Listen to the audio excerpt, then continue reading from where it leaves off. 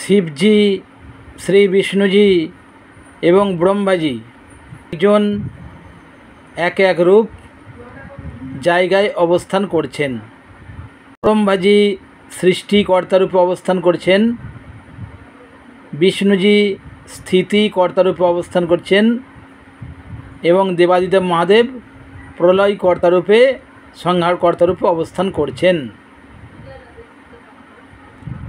আসলে এই যে বিষয়টি, এই বিষয়টি নিয়ে অনেকেই বলেন যে শিবজি, ব্রহ্মাজি এবং বিষ্ণুজি পৃথক,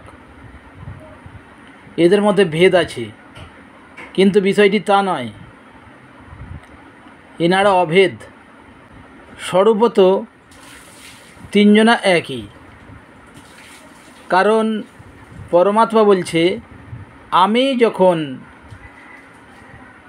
সৃষ্টি করিব তখন আমার নাম হবে ব্রহ্মা, আমি যখন স্থিতি করিব অর্থাৎ পালন করিব তখন আমার নাম হবে বিষ্ণু, এবং আমি যখন সংহার করিব তখন আমার নাম হবে স্বয়ং শিবজি, শিব।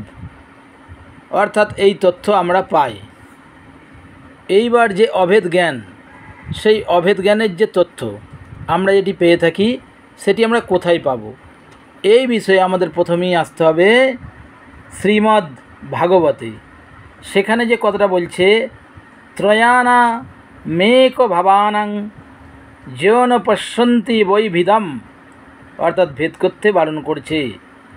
সর্বভূতাত্মানাং ব্রহ্মণ স শান্তিমধিগচ্ছতি, এটি রয়েছে 54 নম্বর শ্লোকে, শ্রীমদ্ ভগবত মহাপুরাণের চতুর্থ স্কন্ধের সপ্তম অধ্যায়ের 54 নম্বর শ্লোকে।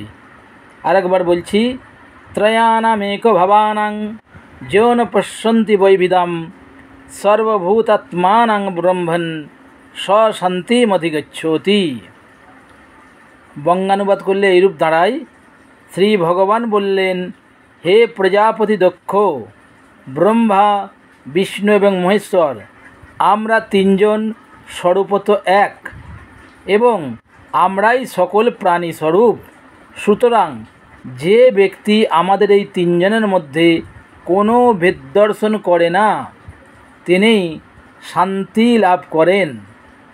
এটি আমরা দেখতে পাচ্ছি শ্রীমদ্ ভাগবত মহাপুরাণে। আরও কোথায় বলা হচ্ছে গায়ত্রী তত্ত্বে। সেখানে বলা হচ্ছে, ব্রহ্মা বিষ্ণু শিবাদীনাং য এব স মহেশ্বর।